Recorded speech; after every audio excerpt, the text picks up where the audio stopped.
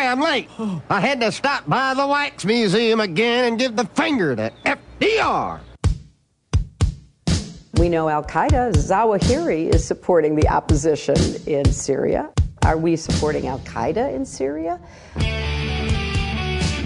it's a proud day for America. And by God, we've kicked Vietnam syndrome once and for all. Thank you very, very much. I say it again, you've been had. You've been took. You've been hoodwinked. These witnesses are trying to simply deny things that just about everybody else accepts as fact. He came, he saw, he died. Well, we ain't killing their army, but we killing them. We be on CNN like, say our name, bitch, say it 3 times. The meeting of the largest armies in the history of the world. Then there's going to be an invasion. All right, you guys, introducing the great Sheldon Richman. He's the editor of the Libertarian Institute, managing something or other. Anyway, my partner there with Jared LaBelle. Welcome back. How are you doing, Sheldon? Thanks for having me back, and always glad to talk to you. I'm doing fine. Yeah, and in case y'all missed it, this is going to be our regular thing now, sort of, kind of, again. We used to do this unofficially pretty dang regularly, but Sheldon writes every Friday, TGIF, the goal is freedom. For the Libertarian Institute, and then Counterpunch and Reason, a lot of other places run it too. And so we're going to talk about that. And this week it's, what does Trump have against children? I hate the children being taken away. You're kind of making fun of that quote. Donald Trump and his poor grammar there. Finally a tweet we can believe. So, you know, everybody's got a lot of heated opinions about this one, Sheldon. And I'll tell you, you know, a friend of a friend, I heard a story about, you know, a son and a mom who are just absolutely hate each other's guts right now, at each other's throats over this. It's one of those extremely controversial political issues of what's going on at the border right now. So what is going on at the border? And, of course, with an eye toward what people mistakenly think you think, you know? Well, I think this begins around sometime in April when Sessions announced, zero tolerance. There were people coming up from Central America. I don't think there's so much Mexicans. There may be Mexicans in there, but from some very violent places. By the way, a lot of that violence has roots in U.S. intervention, but we can leave that aside. There are articles about that floating around. Anyway, you had remember the idea, they kept warning there was a caravan coming,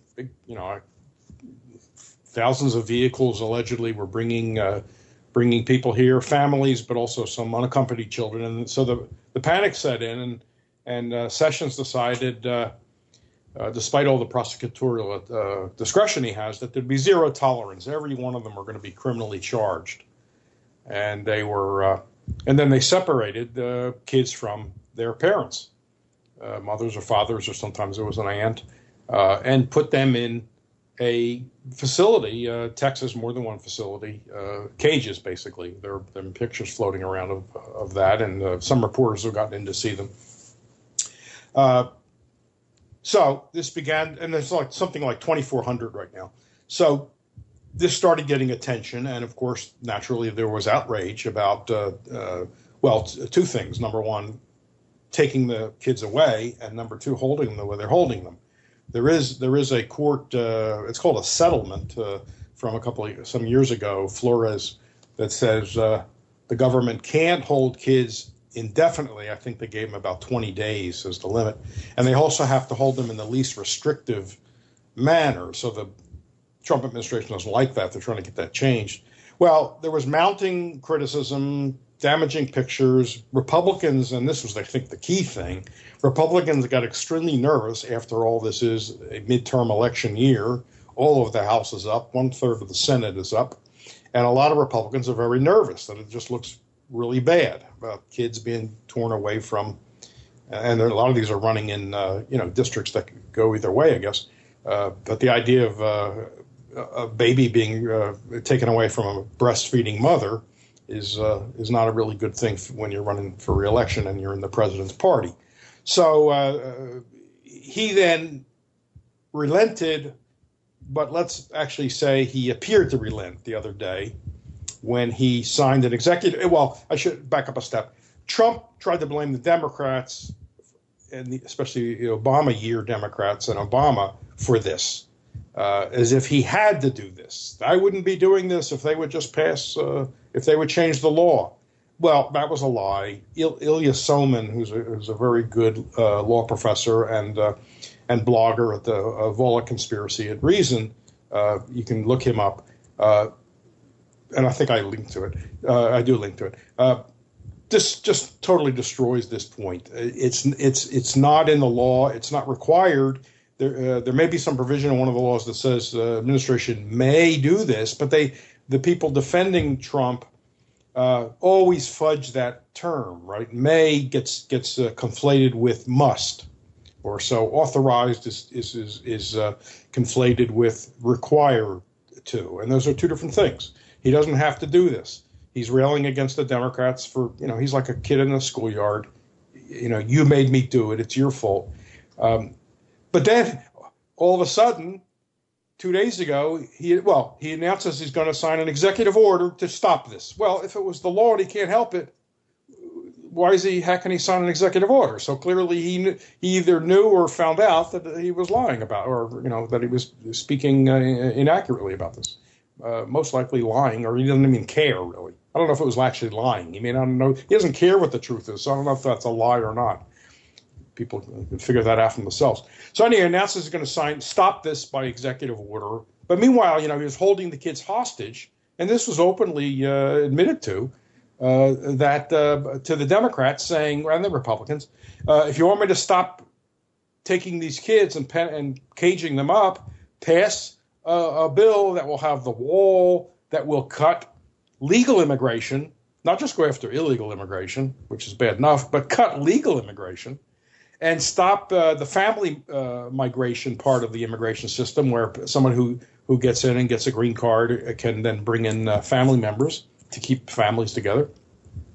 And also what's known as the diversity lottery system, where several years ago, whatever it was, Congress passed a bill that there were a bunch of nations, countries that very few people were getting in from those countries, and some of them are poor countries. So they set up this sort of special thing where people from those countries can put their name in, and then those names are put into a lottery, and then some number is picked from them, and then that means they get to then go through the vetting process. Of course, Trump doesn't understand any of this, or if he does, he lies. He lies about both things, both the family migration, which they call chain migration, and also the lottery. So and he's been debunked many times on that. Anyway, he says, I'm going to keep taking these kids unless you fix the law, in his view, which means like $25 billion for his wall and the other things. Then he announces he's going to sign the executive order to stop it, because the pressure got too great and too many Republicans were on his back, and I guess they just didn't want that. It's not clear whether Ivanka was showing him pictures of kids or not, but anyway. So then he signs the thing, but it's clear that it's really a fig leaf to help the Republicans in November. It doesn't really change things. What he announced they'll do is zero tolerance continues, right? We're going to be tough on the border. He said the border will still be tough, as he puts it. So zero tolerance, criminal prosecution. By the way, they can charge people under the civil code for so-called illegal entry. And I'd like to say something about illegal entry. I hope I remember to get to it, because I did a separate blog. I have it in my notes. Go ahead. Yeah, because I think it's a strong point. Anyway, no civil, because if it's civil, they can't hold them, right? They can just give them a court date. And if they get found in violation, they get a small fine or something. Anyway, criminal prosecution, which can be either a misdemeanor for the first violation, felony for later violations. So criminal prosecution, expedite the criminal cases of families as opposed to just individuals who have come up, but keep the families together, kids and parents together, during the processing. But he wants to, don't forget, expedite it. So there's where things are rigged, because if the person's convicted under the criminal statute, at that point they can take the kids away. and they want to expedite it. So they want to speed up the time that the parents are together, the families are together, and then, which brings us to the point where they're can be separated. Of course, what they've been doing, USA Today has a story about this today. What they've been doing is finding them a minimal amount. I think they don't have any money, so what's the point of hitting them with a big fine, right? I think it's $10. Sentencing them for time served, because I guess they don't have the space to hold them in prison, and then shipping them back with the kids, apparently. So they're sending them back, which is bad because they're going back to very violent and dangerous and very poor conditions where they're possible victims of gang violence and other things. There's a war on drugs, which of course the U.S. pushes on those countries, and that then stimulates the worst kind of gang warfare, turf fights, and all that stuff, and that's very dangerous for just bystanders. So that's how it stands right now. Apparently, the debate over some Republican bill about immigration, which again would cut immigration, I think like 40%, legal immigration by 40%, has been now, I read, delayed until in the House till next week. So there's delay. So that's, as I understand it, where things stand right at this moment. Oh, there's no word about what the exact. Oh, there's no firm word about the 2,400 kids who are being held right now, whether they will be immediately returned or what. And the other story is the Pentagon is looking at using its military bases to hold up to 20,000 people, families, whatever. So that's where things stand. All right. So now we got to go through this here. First of all, but Obama also did this. Well, that's right. There's a great piece on Reason by Matt Welch about this whataboutism, which is really very good. I like how people are saying, number one, they ask me, and they ask a lot of libertarians, they probably ask you, where were you when Obama was doing stuff like this? And I say, where were you? Because I was writing all about it under Bush and everybody, attack the anti-immigrationists, and I don't care who they are. So that they just show themselves to be ridiculous. They asked Reason that too. Reason was bashing Obama for record deportations, but people still tweet, where were you when? Plus, they show pictures. They say, here are the pictures the mainstream media doesn't want you to see. Where'd they get the pictures? They were mainstream media pictures from tours of the Obama detention facilities. So that's crazy, too. Drudge does this. Anyway, Obama was not separating families. He was holding families together indefinitely, and there was a court ruling that said you can't hold the families together indefinitely. But there was not separation of kids. That was an innovation, a discretionary innovation by the Trump people. And it is really the most kind of hollow, argument that Obama doing something now, instead of being proof that it's the worst thing in the world that you could do, the same thing Obama did or would do, now that's proof that it's A-okay because even Obama did it. It goes further than that. It also seems to mean, let's assume somebody didn't criticize Obama for whatever the reason is. I don't know. Maybe they like Obama too much. And they didn't. I mean, I guess there might have been people, there certainly were people like that. They didn't criticize him for drones and kill lists and all that either. So true. That means they're hypocrites, but that doesn't mean they're now forever stopped from criticizing Trump. Yeah, they should mend their ways and realize this is not a partisan thing. But it doesn't end the conversation to say, well, you were quiet about Obama. It just means, oh, you finally woke up. Good. Well, let's join hands and go against this policy. And let's do it when it's a Democrat, too. That's the proper thing to say to people like that. Not, you shut up now. Yeah. Which, like you say, gives a pass to the Trump administration. And, I can see where when people see Laura Bush and Madeleine Albright and literally Michael Hayden and John Brennan and the resistance, latching on to this issue, that, it's obviously the most cynical thing in the world. Look at these war criminals who separate children from the rest of their own body parts. Without the slightest bit of compunction whatsoever, and just wrap themselves in a big flag and a dead American GI to get away with it all. To see them crybabying about it, I could see how that makes people cynical. But, Always. It shouldn't be that hard to separate wheat from chaff here and what matters and what doesn't. Right. We're talking about civilian human beings who, at worst, they're guilty of an offense. They haven't committed a crime against anybody. Well, no, you're absolutely right. It's perfectly proper to go after Madeleine Albright, who helped starve, 50,000 Iraqi kids. Minimum 300,000, between 300 and 500,000. Between the two Iraq wars, and she famously said on 60 Minutes, it's worth it because it's going after Saddam Hussein. She was only UN ambassador at the time. She then got elevated to Secretary of State by Bill Clinton after that. So it's perfectly proper to go after her and Hayden and I agree, all those people. But you can as killers, not hypocrites. That's too soft a word. But you can do that in a way that also condemns the Trump administration, not in a way to say, stop criticizing Trump, you people, because you're killers. No, you criticize them all.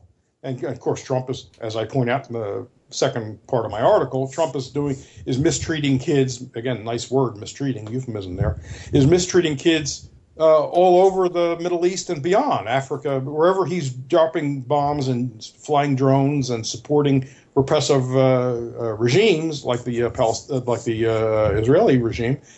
He's doing worse to kids than simply separating them from their parents and putting them in cages, which is bad enough. Yeah. Peter Van Buren said on Twitter, he says, send the IDF to the Mexican border. Rachel Maddow, I'll never mention it again.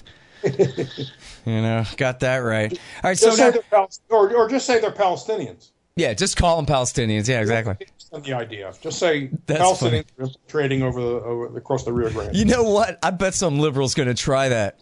No, it's okay. They're Palestinians. You can kill as many as you want. It's always open season on Palestine. Yeah. Man. So now here's the thing, too, is they've said, hey, we're doing this in order to deter people from coming and bringing their kids, which is collective punishment and whatever you call that. One is, what do you call that? One is holding them hostage until Congress gives us our wall and the other things. And second, it's a deterrence. So as I think it was a great cartoon that Adam Bates posted on Facebook of a mother in Central America saying, let's see, I can, in the midst of all this violence in Honduras or wherever, saying, well, I can stay here and be killed, or we can try to get into the U.S. and my kid will be taken away. And the cartoon is labeled Sophie's Choice, which I think was a powerful editorial cartoon. They've been put in a horrible situation. So we want to deter them from trying to escape. Who can blame them? Yeah, well, and that was one of the quotes I read, too, was from one of these ladies who just said, there is no place in Honduras to go to get away from the drug lord, criminal, murderer, warlord dudes there. It's just absolutely out of control. And there's no force organized to stop them at all. What's a woman and her child supposed to do? Sessions announced that just escaping that kind of violence, where I guess you're not specifically targeted, is not grounds for asylum. He says, just trying to get out of terrible violence and poverty is no longer grounds for asylum. So once that word went out, people said, well, I'm going to have to sneak in. Yeah. I'm not just going to present myself and get turned down. And then, I love the way these self-styled libertarians say, but the rule of law, why aren't these people obeying the law? Anyway, you're probably going to cover that point. Yeah, we'll get back to that nonsense in a minute. But and Hillary Clinton even said that, these kids, they got to be turned back. They're not allowed to come here like this.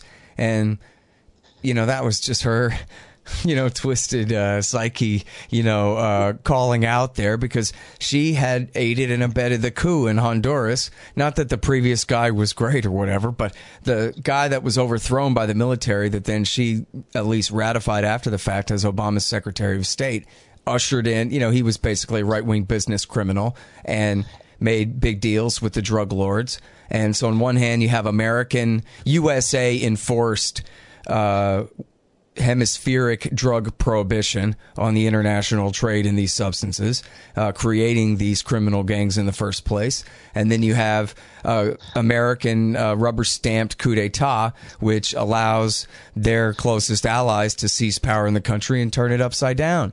And then so, it's sort of like, well, what to do about all the Syrian refugees? Well, let them move to Scottsdale, Arizona, Chicago, Illinois, where John McCain and Barack Obama, who did this to them, have to suffer the consequences, and we're their greatest champions, who keep returning them to power and putting them in power, where they're the ones who have to suffer the consequences of what's going on here. Instead, people just pretend that they don't know that that's what's going on in Mexico, that, upwards of 50,000 people have been killed in the drug wars there. Or I don't know about that statistic, but it's certainly massive violence since Bush and Correa and whichever. I get their names mixed up. I'm horrible on Mexico stuff, but there are massive military drug wars there and coups and problems. So that doesn't mean that every economic migrant or violence fleeing migrant is really all America's fault in the first place. But we should always ask that, and a lot of times we'll find out that, yes, in fact, it is the American government's fault that they put these people in this position in the first place. Yeah, the foreign policy, this gets not enough attention. Ted Galen Carpenter has paid a lot of attention to this. The foreign policy side of the war on drugs is very, very serious. The consequences are extremely widespread, particularly not only in Latin America, of course, but Asia, Afghanistan. It's unbelievably important, and it does much to disrupt those countries. And you'll notice anytime some Latin American politician or office holder, typically it's when he's left office, says, you know what, maybe we ought to rethink this drug war, they get slapped down. The U.S. doubles its efforts, redoubles its efforts there in those countries to say, don't you dare consider legalizing drugs or easing up somehow. Don't you dare. And, the U.S. government's like the 800-pound gorilla. It has means of exerting influence on people, anybody that gets a liberal thought about the drug war. So it is very serious. It's got a lot to do, who can say what percentage, but it's got a lot to do with what's going on. And I don't like being one of those people who say, if things were better there, people wouldn't come here, because I welcome them to come here. If they don't want to come here because things are good at home, fine. But I want them to be able to come here, even if they just want a different climate. I don't care the reasons. Let them in. As Mel Brooks says in Blazing Saddles, lose them gain. Let them pass. Leave them alone. All right, but now, so here's the other argument to that is, but what if for economic or political violence, maybe there's a massive war in South America or something, and all of Latin America decides they're moving to north of Mexico, and they're just, here they come. Or say there's a movie like this. There's a movie where there's a nuclear war, a subject of one of the subjects of my previous interview this morning, limited nuclear war between India and Pakistan, where then tens of thousands of Pakistani refugees are allowed into the United States, and it causes an outbreak of war between the states. And this kind of thing. There's got to be a limit, or not, or what? Come on. Well, anybody who's really worried about that, and I can say I never lost a moment of sleep, worried that zillions of people are going to pour into the United States. Anybody who does worry about that then ought to really be a committed non-interventionist, because the U.S. so, like we were just saying, so often. Well, what if they are? What if they're really not hypocrites and they really are paleo anti-war right-wingers, and they say, don't bomb the world, don't invite the world? 1 billion people aren't going to pick up and come here. That's been written about by various people. I'm trying to think who I last read that by. Most people never around the world hardly get very far from the village they were born in. There are great incentives to not move. Namely, you want to stay at home, the home you were born, grew up in, the family you're close to the family. Languages can be a problem. Uprooting yourself and going to a new culture and a new language is not easy, which means the people who do it are the most ambitious and entrepreneurial. It's just I don't know what to say more than that. It's a ridiculous fear that, I think the billion is the number that gets thrown around. Michael Huemer has written about this. 1 billion people are not waiting to get into the United States. The other argument people use is, they like to quote Milton Friedman, as long as we have a welfare state, we can't have free immigration. Well, I take it the other way around. Until we have free immigration, we're never going to get rid of the welfare state. Why do you want to save the welfare state from the natural stresses and strains? Let people come in, and then we can say, we shouldn't have a welfare state. Let welfare be, mutual aid societies' private efforts. Yeah. And then it's going to be done the right way. It's going to be done voluntarily through contract, and it's going to be therefore efficient and well done and moral. If you coddle the welfare state by making sure no one can come in because you're afraid they're going to sponge off us, you're just saving the welfare state. So I always thought that argument was completely upside down. Yeah, well, yeah, and seriously, obviously the answer is, well, that's your fault for being a commie in the first place. Get rid of the thing and stop disincentivizing them if that's really, or stop incentivizing them to come if that's really your problem. It's like saying that the government can, make you wear a helmet on your bicycle because, hey, if you hit your head, the costs are going to be socialized onto the rest of the city. But why should that be in the first place? That's the problem, not my lack of a helmet. Yeah, but generally the people I hear that argument from don't want the welfare state. So that argument wouldn't work against them. They don't advocate the welfare state. They want to get rid of it. But so they think that means I have to oppose any newcomer because he might possibly, go on welfare, even though you can't go on welfare. Well, I guess, what they're really saying is, no, just their taxes are going to go up. It's not going to get the welfare abolished. It's just going to make their life worse. Right, but I just want to point out, you can't say to them, well, if you're so worried about this, let's get rid of the welfare state. They're all for getting rid of it. Yeah. But they just don't seem to understand that that's a bad argument, even for someone who wants to get rid of the welfare state. Yeah. I say put all the stresses you can on it, and then it'll break down, and maybe people will get the idea that that's not the way to create a social safety net. I'm all in favor of social safety net as long as it's voluntary, contractual, and done without coercion. Yeah. And by the way, you mentioned this article, and I want to point people to it. It's at Reason.com, where the Volokh conspiracy has a place at Reason. And also, but I got permission from the author to reprint it. It's on the Libertarian Institute page today as well. It's very good. It's very thorough. There's tons of links. If you like to follow links, he links to further reading on just like every major point he makes. Yeah. So it's called Enforcing the Law Doesn't Justify Separating Migrant Children from Their Parents. And it really is a very thorough and legal and informative analysis there. And, you really got it down pat, too, obviously, here, Sheldon. So, as always, very grateful for that. So, now, you mentioned the I guess I want to mention the Romans 13 thing, not for you to systematically debunk it, because, come on. But I do want to mention that Jeff Sessions resorted to that basically the Bible says that even if your leader is Pol Pot, you're supposed to do what he says. Obey the government. I'm no authority on the New Testament.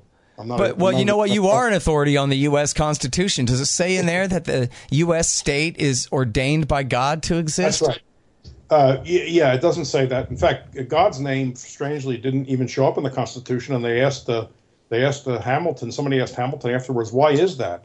God's not mentioned." He said, and here, this is in my book. He said, "We forgot." Yeah. Well, the point was they were human beings. Their argument was that sovereignty came from the people collectively, not from God and not from the divine right of a king, but from the divine right of every last schmuck, except, all the excluded people who didn't count. But you know what I mean. Right. It's if you think about it in many different ways, it should be repugnant to every American if he says obey the government because the government was placed here by God, was ordained by God. I mean, just ask yourself, oh, really? Is that true when it's Barack Obama and Eric Holder? If your answer is no, then yeah, shut up. Yeah. That was one of my bumper stickers, was Roman 13 says, you better do what the Republicans say when they're in power. That's what it says. I think their explanation, I guess, is on whatever election day that was when Obama got elected, God took the day off. So something like that. He slipped up. But you're right. They should be really embarrassed by that. Even, by the way, as I mentioned, I didn't put links to this, but this whole policy has been heavily criticized by evangelicals, including Franklin Graham. I'll give him credit for that. Oh, really? I didn't know that.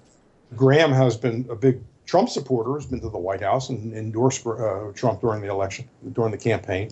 But I saw criticism of his, and he said this is disgraceful. It was just too much. Taking these kids away is just too much. Yeah.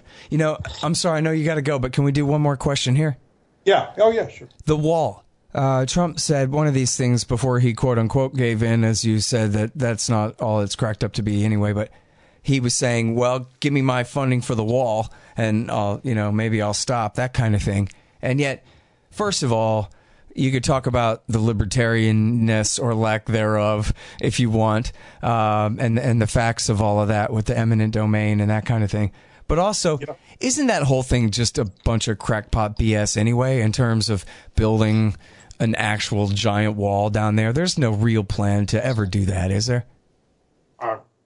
I don't know. He sounds pretty serious about it. Maybe behind their back they're saying, yeah, that's what the boss says, but we'll just sort of forget about it. I don't know. It's a pretty long border. I think what people need to understand, and libertarians ought to not have to be told about this or reminded, that would take a major violation of property rights. Bush already did it when he was building the fence, or I don't know if it's a wall or fence, over in sections of Texas. They took people's property, and in some cases, they separated people's property. There's a golf course, a private golf course, that's between the Rio Grande and the wall. In other words, the rest of the United States is on the other side of the wall. So you can't build a wall in the river. I mean, there's different reasons, physical, environmental. They just can't do it. There's a treaty with Mexico. You can't put the wall in dead center in the middle of the river. It's going to be you can't put it on Mexican land. Mexico won't pay for it. They're certainly not going to give land for it. So it's got to go through, at least in Texas, I don't know about the other states, it's got to go through private property. Why aren't libertarians screaming that, for no other reason, the wall would be an atrocity? It would be an offense against liberty. So that's ridiculous. But I wanted to say one thing about... Well, probably to the tune of hundreds of millions of dollars worth of people's land being taken away from them. All right, hang on just one second. Hey, guys, here's who sponsors this show. Mike Swanson and his great investment advice at wallstreetwindow.com. He's actually posting some stuff at the Libertarian Institute website now. Really great stuff. The great Mike Swanson, and he's also the author of the book The War State, which is a really great history of the rise of the new right military-industrial complex after World War II in the Truman, Eisenhower, and Kennedy eras. You'll really want to look at it. The War State by Mike Swanson. Also, Roberts & Roberts Brokerage, Inc. If you listen to Mike, you'll be buying some metals. You'll want to buy them from Roberts & Roberts. They've been around as long as I've been alive. They've got a great reputation. They take the very smallest premium possible in order to help arrange the very best sales for you of platinum, palladium, gold, silver, of course, and no premium at all if you buy with Bitcoin. They're at Roberts & Roberts. That's rrbi.co. rrbi.co for your precious metals. There, as I mentioned before, Zencash. Zensystem.io to learn all about this great new digital currency, and which is also a secure messaging application and document transfer device and all the rest there. Learn all about it at Zensystem.io. And read the book. It's by Hussein Badakhshani. It's How to Run Your Tech Business Like a Libertarian.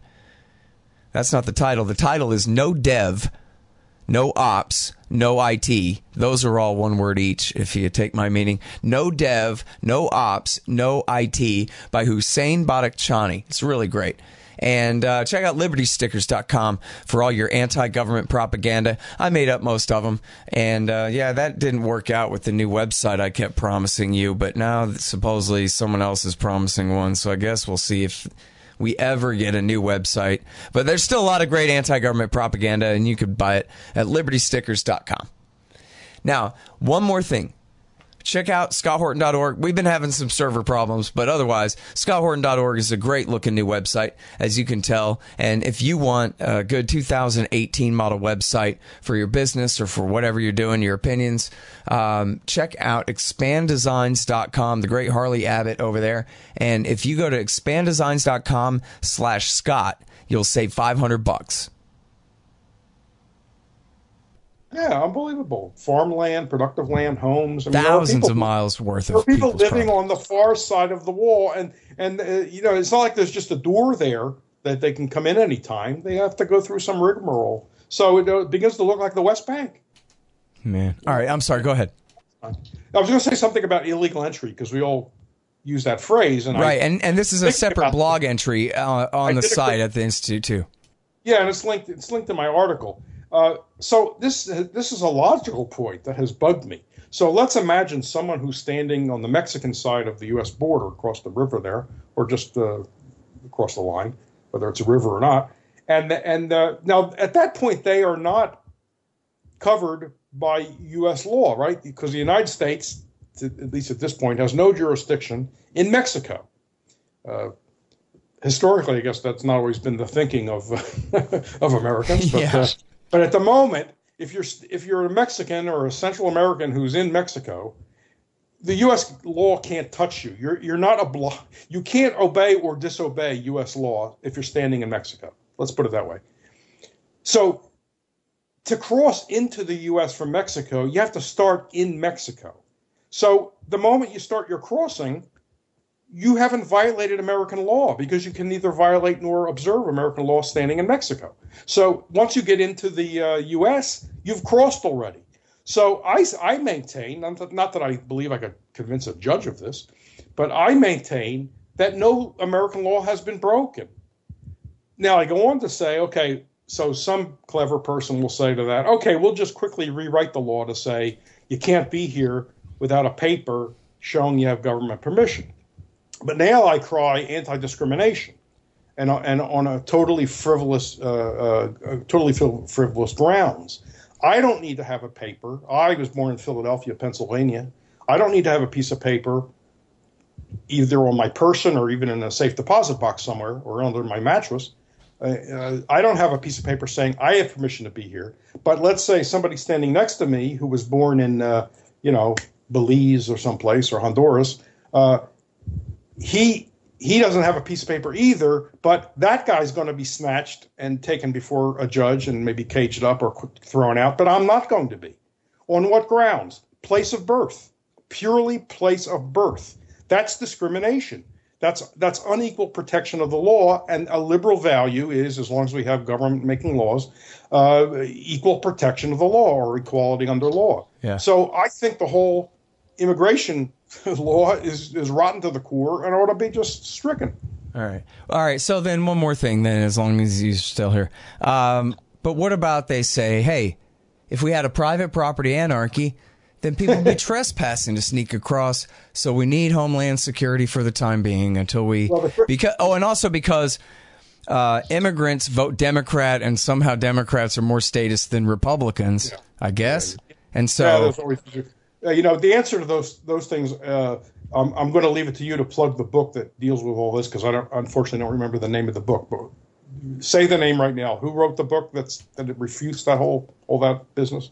Yeah, it's David Hathaway. It's called Immigration: Individual versus National Borders, and it's endorsed by myself and by the late Will Grigg, our former partner at the Libertarian Institute here.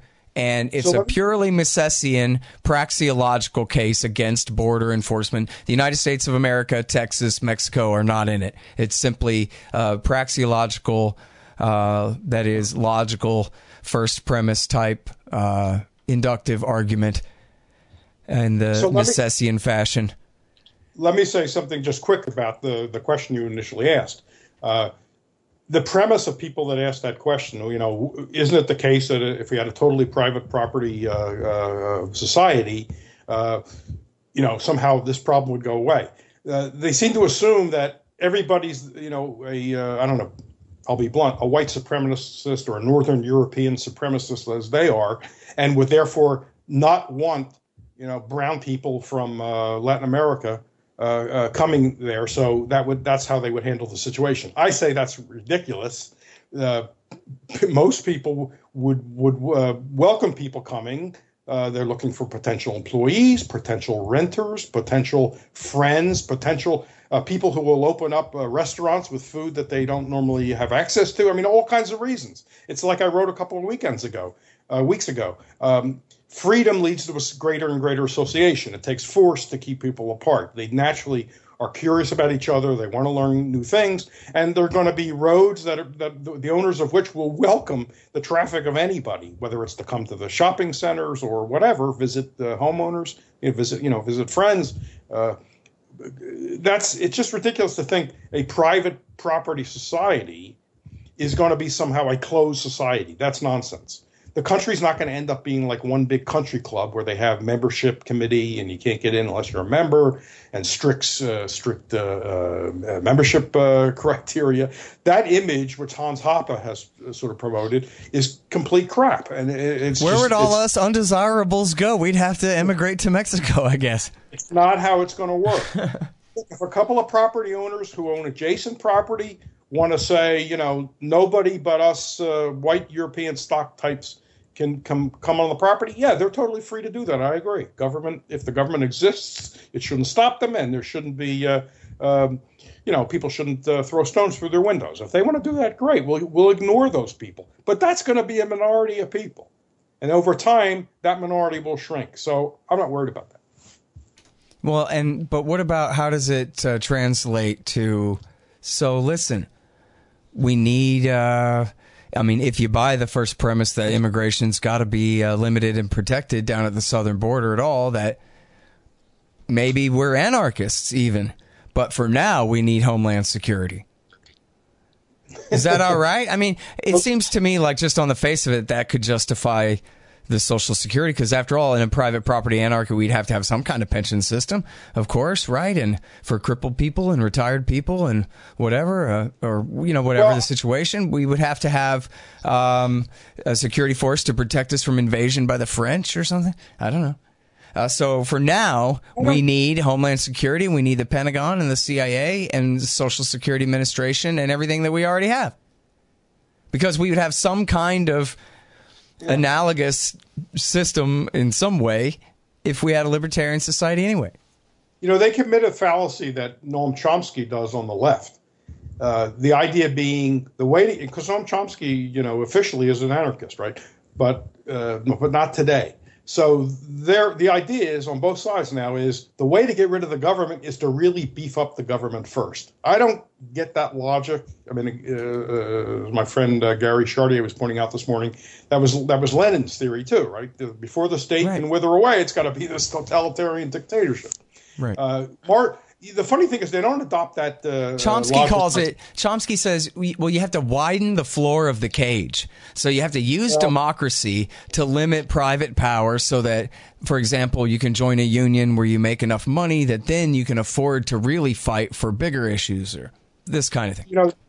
The same people that make that, the same libertarians who make that argument would not accept it in the case of school vouchers, right? They're critical of school vouchers for the reason that Marshall Fritz, the late great Marshall Fritz, pointed out. He was against vouchers on the grounds that he says because you would hear people say, no, once you use tax money to give parents the choice to get out of the public schools, that's going to lead to privatization of schools. So what Marshall used to say is, yeah, that's the same strategy as bridging a 10-foot chasm with two 5-foot planks. In other words, get everybody on the government reservation through the money, because there's always strings with money. Get everybody on the reservation, and that way we'll end up getting rid of the reservation. He didn't buy that logic.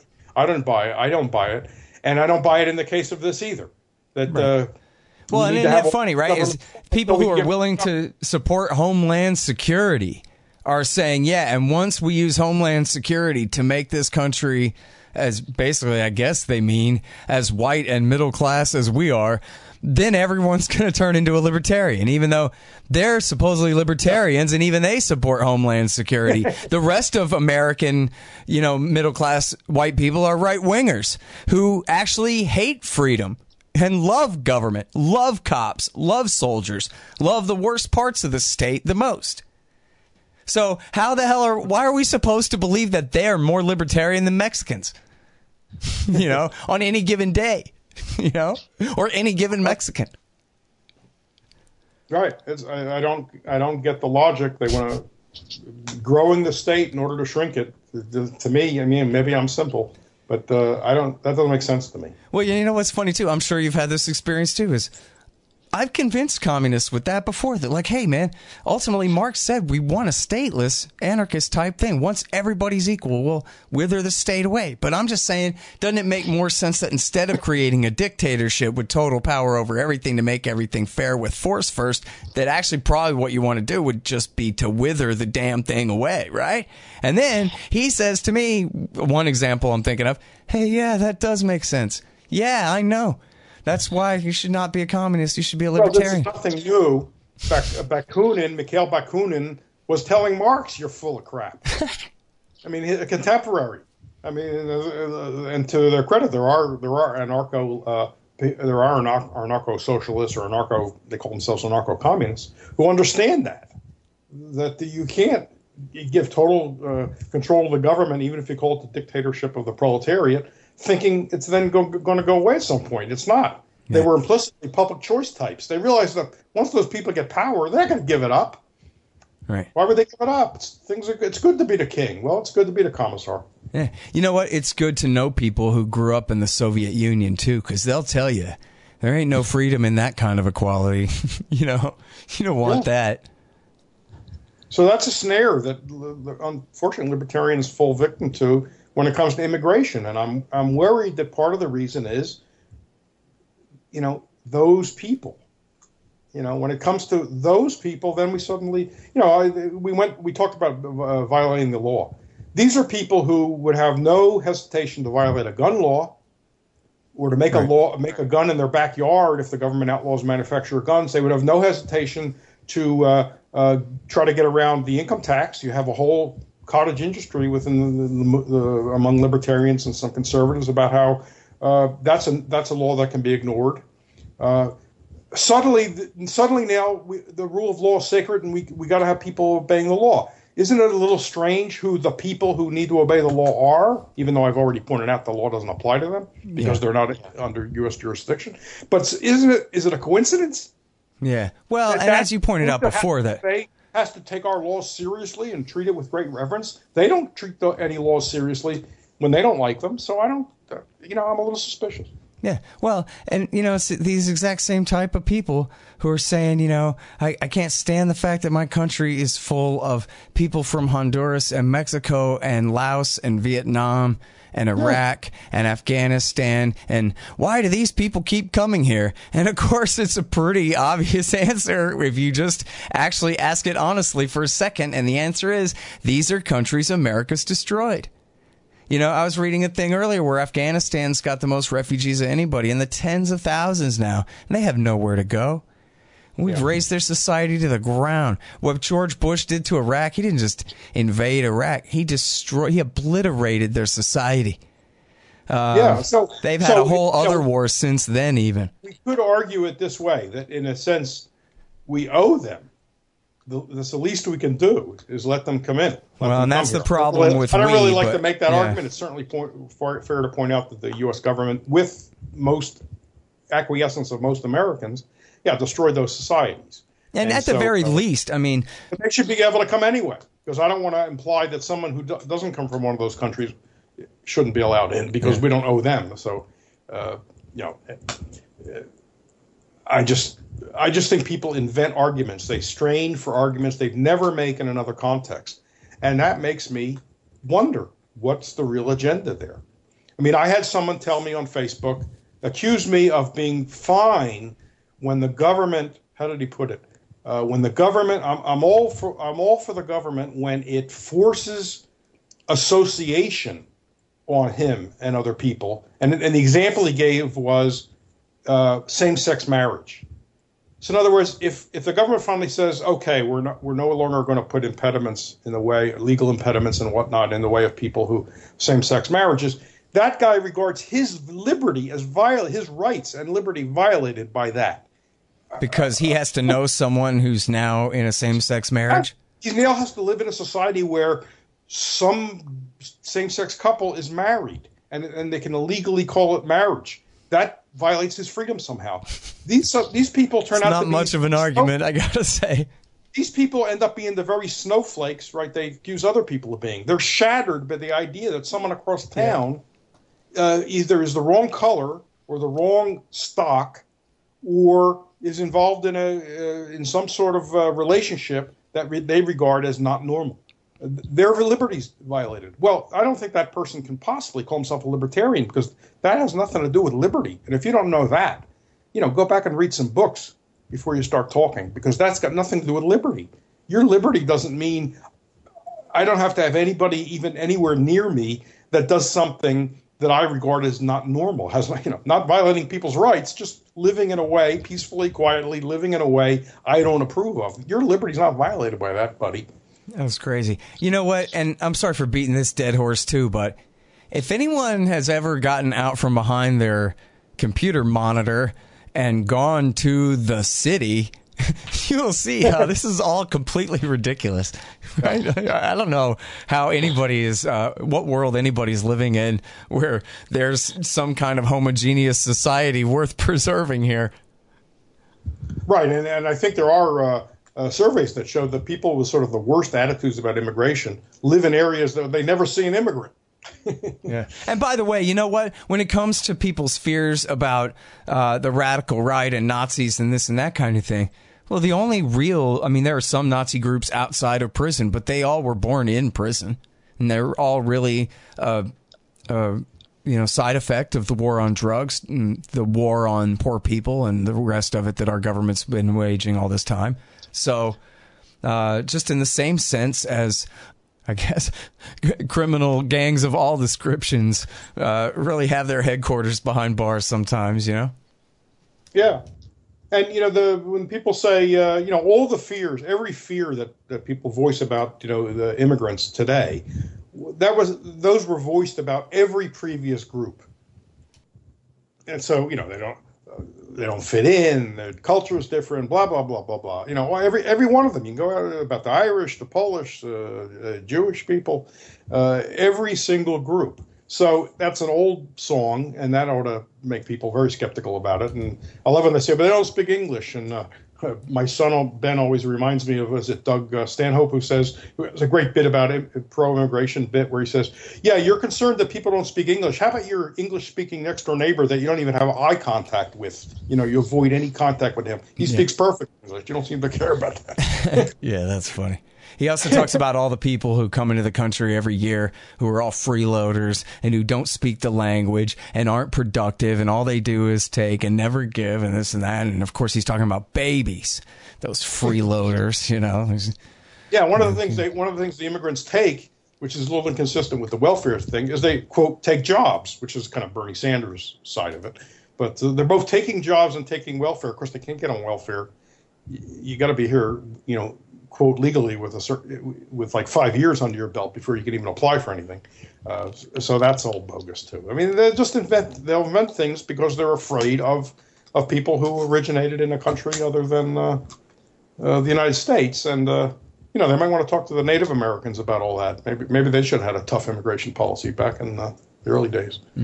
All right. Well, so what about people, though, who are working on the low end of the wage scale in terms of skills, this and that, guys doing construction and remodeling jobs and this and that kind of thing, roofing jobs, who basically see people who are from another country come and monopolize their part of the construction market, for one example, or in restaurant kitchens or something, where now, well, geez, they don't speak Spanish, so now they can't even get a job, and maybe they couldn't get a job anyway working in a kitchen. And things have changed in this part of town, and it's because, not in the most ridiculous way, like, two guys are kissing somewhere on the other side of town, but, my employment has literally, they're taking my job. I can't get a job doing what I do, what I used to do, because now somebody came from somewhere else because a Democrat said it was okay when I never agreed to that. For one thing, we got massive crops rotting in the field because they can't find enough people to pick them. Now, I'm not one who says, yeah, bring them in so they can pick crops, but that's what a lot of unskilled people who don't speak English are perfectly willing to do to make a better life. And obviously they think it's a better life or they wouldn't be coming here. But I'm reading stories about California and other places where crops are rotting in the field. The price of food will go up and there will be less available because of that. As Brian Kaplan likes to point out, who's great on this issue, check his blog and other writings. The most anti-immigrant labor economist, I think he's at Harvard. His study shows that the only group that is hurt in the short run, and it's something like 4% lower wages or something, are high school dropouts, unskilled high school dropouts. And I have a friend who says if you're a person whose ability to live is jeopardized by an unskilled, non-English speaking person from Mexico or Latin America, you got a bigger problem than immigration, and maybe you should address it. Now, well, what if they do? A lot of people have a lot of different circumstances. You know what Kaplan says you should do, and here he recommends, he's playing sort of second best. If this is the only way to do it, he says keeping people locked into the kind of conditions they're trying to escape, the immigrants now that are trying to escape, is keeping them locked in is such a serious crime by U.S. policymakers, and I agree, it is a crime. They're not letting them out. It's as if you have he wants a wall. It's as if you were the government on the other side locking them in. It's the same thing. So that's so serious that he'd be willing to this small group of high school dropouts, he'd be willing to give them some adjustment assistance rather than lock out the immigrants. And if that's the choice, if that's the only choice, I say yes. I do that. I would say yes, because the two things are not comparable. Now, I don't think you need to do it, and that's not Kaplan's first choice. We can do other things like get rid of all the impediments to the people improving themselves and learning some skill and getting a better job. But the answer is not keep out desperately poor people who are threatened by horrible, violent conditions at home. That's cruel. That is cruel. All right. So one more thing before I let you go. Okay. I think it's a fair way to phrase it, and it actually is a YouTube comment on our last interview, just came in my email, and it was, look, I'm an anarcho, this and that, but I'm from Sweden, and I favor immigration restrictions because, seriously, Sweden's supposed to just become a majority Afghan refugee country now, or whatever. He didn't phrase it exactly that way, but they're supposed to allow some huge percentage of the population of their country to change, demographically speaking, when that will change the way that they live in so many ways that maybe you won't be able to say it's a direct hands-on coercion, but it certainly is taking there something. Individual rights are individual rights. And I don't see how you can stop people from moving around. This person ought to be in favor of them. Well, you can with cops, and soldiers. This person ought to be applauding libertarian efforts to get rid of the immigration restrictions here, because I think a lot of people, no offense to Sweden, I've never been there. I'm sure it's a fine place and fine people. But I think most people would choose to come to the United States. It's bigger, it's opener, it's more, in a way, it's much more tolerant. It's been pointed out that one reason we don't see the problems with Muslim immigrants here is they're not alienated from mainstream life the way they are, say, in France and other places where they're living on the fringes, they can't get jobs. The U.S. being much more cosmopolitan and urbane, we don't have those kinds of issues. Not anywhere near the extent they are in some places in Europe. And the reason is it's a much more tolerant, like you mentioned about the cities, much more tolerant, accepting a place where you're not throttled in trying to make a better life. Well, and even out in the, not necessarily the sticks, but certainly out in the right-wing parts of the outskirts of Austin, there are mosques everywhere and women with head thingies on, and nobody cares, Everybody's still friends. It doesn't matter. And this all teaches the lesson that, if you don't want newcomers to come in and vote for, intrusive rights-violating laws and programs and candidates, then get your act together and take those powers away from the state to begin with. If you're not going to get rid of the state altogether, at least create an ethic where the idea that what government should do is so limited and, is so small a list of things that people can't just come in and vote for, taxes that take a huge amount of money away and stuff like that. In other words, the more democracy, the more it encourages a war of all against all. I read a great thing by John Utley one time about especially always avoid, never let them apply proportional representation, because immediately it'll be Catholics and Protestants and black and white and this and that. And in all of the worst ways, people will subdivide each other in that fashion. That was the way it's worked in XYZ example countries, where it just made everybody hate each other 100 times worse than having, a kind of coalition, 51% winner take all type system the way we have now, Yeah. To coin a phrase, not to coin a phrase, but to steal a phrase from that novelist who masquerades as a historian, namely Nancy McLean, we do want democracy in chains, right? As long as there's government, we want what's in the political realm to be as a small and shrinking number of things, which means other areas of life are left to individual choice and contract and cooperation and voluntary arrangements. So we want democracy in chains. She thought that was a terrible thing. But we shouldn't, no liberty-loving person or dignity-loving person would want unlimited democracy, where the majority gets to determine everything. So we want to put chains on what people collectively can, get the vote for through the political system, because of all the problems that come along with that. The alternative is not some sort of autocracy, but individual sovereignty. That's the alternative. It sure makes it hard for us to stop them, too, though. When they've decided that, we're going to dominate the Middle East from now on till forever and all the way to China. There's basically, we don't have a say in that whatsoever, nor whether they put cameras up on our street corners. They just did that over about 10 years and on every street corner in every town in America.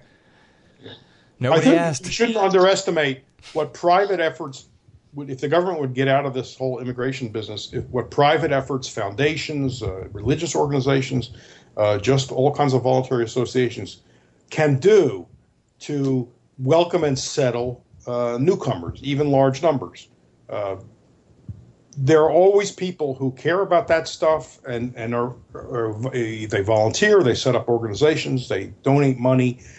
We should not underestimate those efforts. We see them in other things. We see them when there's natural disasters. People give money and they rush to help. And we sort of forget that. Government crowds out a lot of those efforts. So we forget the power of civil society. And we should always, power in the good sense, we should remember that. Instead of these scare stories about, hordes of people are going to come in and totally change our culture. Yeah, I'm with you, man. All right, thank you, Sheldon. Sure appreciate it. Okay, Scott. Great to talk to you. Talk to you soon. All right, you guys. That's the great Sheldon Richman from the Libertarian Institute. TGIF, the goal is freedom. That's his article we run every Friday. He's partnered there with me and Jared LaBelle. What does Trump have against children? It's a really great article, and it also has a link in there to that. It's also on the front page, but it's also linked in here. Enforcing the law from the Volokh conspiracy. Enforcing the law doesn't justify separating migrant children from their parents. Also another very important and informative article there. And thanks. All right, you guys, and that's the show. You know me, scotthorton.org, youtube.com/Scott Horton Show, libertarianinstitute.org, and buy my book, and it's now available in audiobook as well, Fool's Errand, Time to End the War in Afghanistan. Hey, it's endorsed by Ron Paul and Daniel Ellsberg and Stephen Walt and Peter Van Buren and Matthew Ho and Daniel Davis and Anand Gopal and Patrick Coburn and Eric Margulies. You'll like it. Fool's Errand, Time to End the War in Afghanistan. And follow me on Twitter at Scott Horton Show. Thanks, guys.